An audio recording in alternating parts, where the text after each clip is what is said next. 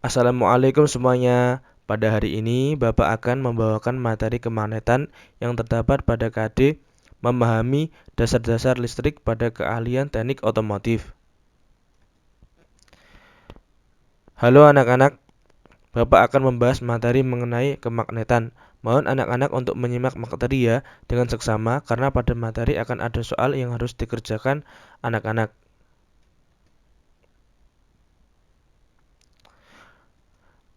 Apakah yang dimaksud dengan kemagnetan? Apakah benda ini atau benda ini?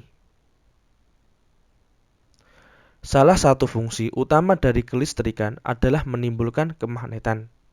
Yang dimaksud dengan kemagnetan adalah sifat yang dimiliki oleh logam tertentu untuk menarik besi atau benda yang mengandung besi. Berarti, benda yang memiliki sifat kemagnetan disebut magnet. Magnet memiliki dua tempat yang gaya magnetnya paling kuat. Daerah ini disebut kutub magnet. Ada dua kutub magnet, yaitu kutub utara dan kutub selatan. Magnet selalu terkonsentrasi pada bagian ujung ini. Jika kita meletakkan magnet di atas kertas karton, maka akan terbentuk pola seperti ini. Pola ini yang dinamakan medan magnet. Bentuk medan magnet diwakili oleh garis-garis fluksi atau garis-garis gaya. Hal ini menjelaskan bahwa garis gaya merupakan garis yang keluar dari magnet melalui kutub utara menuju ke kutub selatan. Jadi, garis gaya ini menunjukkan arah medan magnet. Sedangkan jumlah garis-garis gaya menunjukkan kekuatan medan magnet. Daerah medan magnet yang memiliki kekuatan terbesar adalah pada kutub magnet. Sifat magnet adalah tolak-menolak apabila didekatkan dua buah magnet yang sejenis, misal kutub utara dan utara, atau N dan N. Dan magnet akan tarik-menarik apabila didekatkan dua buah magnet yang sejenis, yaitu kutub utara dan kutub selatan. Medan magnet dan garis-garis gaya magnet sangat penting, khususnya dalam menunjang pemanfaatan teknologi seperti pada bidang elektro dan otomotif. Medan magnet dapat menghasilkan arus listrik pada kawat penghantar apabila medan magnet bergerak berpotongan dengan kawat penghantar tersebut. Kita misalkan dinding yang melingkupi armatur ini yang berputar adalah magnet dengan kutub yang berbeda, sehingga armatur ini berputar maka akan menghasilkan arus listrik yang akan menyalakan lampu. Selain itu, arus listrik yang dihasilkan oleh medan magnet yang mengalir pada sebuah penghantar dapat juga berfungsi untuk pengisian aki pada kendaraan. Jadi arus listrik dari aki ini akan mengaliri magnet dan magnet tersebut akan menghasilkan medan magnet yang kemudian akan memutar penghantar ini untuk menghasilkan arus yang akan mengisi aki. Jadi dua magnet permanen kutub dan selatan ini akan mendapatkan arus dan akan menjadi medan magnet sehingga terjadi perpotongan garis gaya magnet oleh penghantar dan akan menghasilkan arus listrik dan akan masuk ke aki untuk melakukan pengisian. Inilah pemanfaatan magnet pada bidang otomotif. Apakah anak-anak tahu bahwa arah arus listrik ditentukan oleh arah gerak penghantar, garis magnet, dan gerak memotong? Dengan menggunakan kaidah tangan kanan Fleming, maka arah masing-masing dapat ditentukan. Menurut kaidah tangan kanan Fleming, ibu jari ini menunjukkan gaya dari gerak penghantar. Jari telunjuk ini menunjukkan garis gaya magnet dan jari tengah ini menunjukkan arah arus listrik yang dihasilkan. Yang selanjutnya adalah mengenai elektromagnetik. Tadi kan kita sudah tahu bahwa magnet itu dapat menghasilkan medan magnet. Untuk mendapatkan medan magnet yang lebih kuat, maka kita dapat menggunakan arus listrik.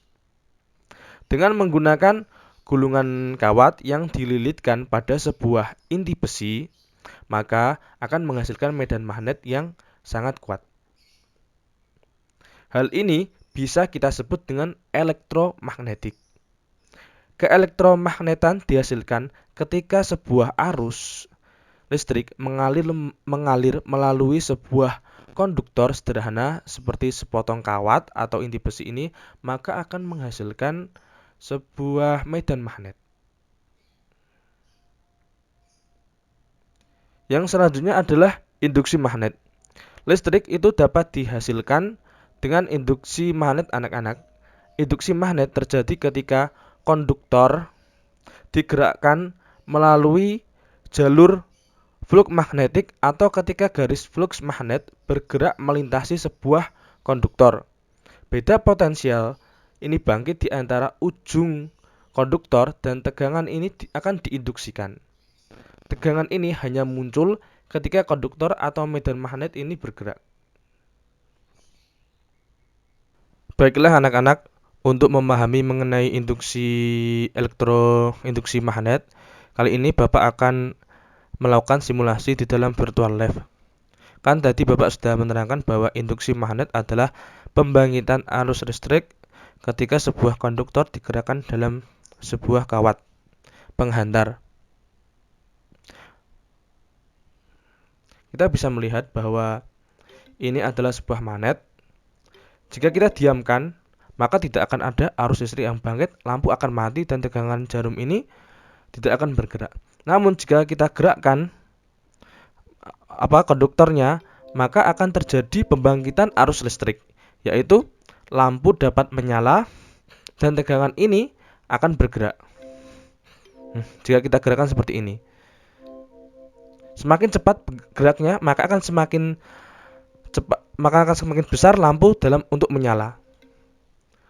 Pembangkitan arus listrik ini disebut dengan GGL, gaya gerak listrik. GGL ini terjadi, pembangkitan arus listrik ini terjadi karena adanya flux magnetik atau medan magnet di sekitar yang akan berpotongan dengan garis gaya magnet, sehingga akan timbul arus listrik seperti ini. Jika kita gerakkan, jika kita diamkan tidak akan muncul arus listrik, namun jika kita gerakkan akan muncul arus listrik dan akan menyalakan lampu. Inilah yang disebut dengan induksi magnet. Kemudian yang selanjutnya adalah mengenai induksi bersama. Jika dua buah kumparan yang dikenal dengan kumparan primer dan kumparan sekunder dililitkan dengan rapat pada inti besi yang sama, maka setiap perubahan dalam kemagnetan pada satu kumparan akan menginduksikan tegangan ke kumparan lain. Arus dalam kumparan primer akan menimbulkan medan magnet yang akan menginduksi kumparan sekunder. Contoh aplikasi ini adalah aplikasi transformator, trafo step up dan trafo step down.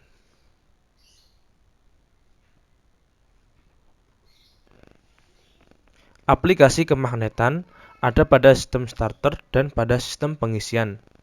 Sistem starter adalah suatu sistem di mobil yang berfungsi untuk memberikan tenaga atau putaran awal bagi mesin agar mesin dapat menjalankan siklus kerjanya, mulai dari langkah hisap, kompresi, pembakaran, dan langkah buang secara terus-menerus, sehingga muncul tenaga mesin secara kontinu. Aplikasi kemagnetan dalam motor starter adalah di dalam fill coil. Pada sistem starter berfungsi untuk membangkitkan medan magnet jika dialiri arus listrik dan akan memutar armatur untuk memutar flywheel. Aplikasi selanjutnya adalah pada sistem pengisian. Sistem pengisian berfungsi untuk melakukan pengisian charging pada baterai ketika mesin hidup dan mensuplai kebutuhan listrik ketika mesin hidup. meliputi kebutuhan lampu-lampu dan aksesoris lainnya. Alternator adalah generator untuk menghasilkan arus bolak-balik, atau bisa disebut juga bahwa alternator adalah pembangkit arus AC satu fasa. Pada alternator, kumparan yang diam berada di luar dan mengelilingi medan magnet yang berputar. Apabila magnet berputar, maka arah kutub magnet yang diterima oleh kumparan akan berubah-ubah. Hal ini kemudian menyebabkan terjadinya tegangan induksi pada penghantar yang arahnya juga berubah-ubah. Semakin tinggi putaran, maka akan semakin tinggi pula tegangan induksi pada penghantar atau kumparan tersebut.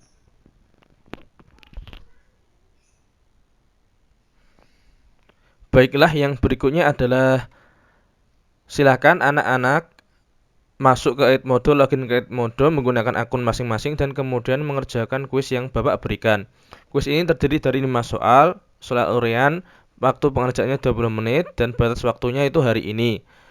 Kerjakan secara mandiri ya anak-anak, sesuai dengan apa yang anak-anak pahami setelah melihat materi dari Bapak. Soal terdiri dari 5 soal dan diberikan waktu selama 20 menit.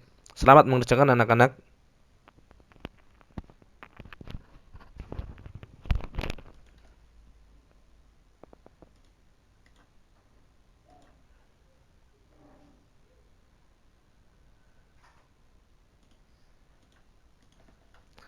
Berikut ini adalah preview dari soal.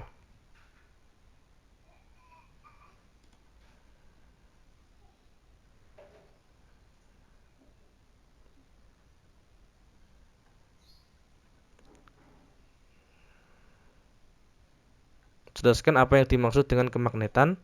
Jelaskan faktor-faktor timbulnya GGL pada kumparan. Jelaskan bagaimana terjadinya induksi elektromagnetik. Jelaskan tentang kaidah tangan kanan Fleming. Jelaskan keelektromagnetan pada sebuah penghantar.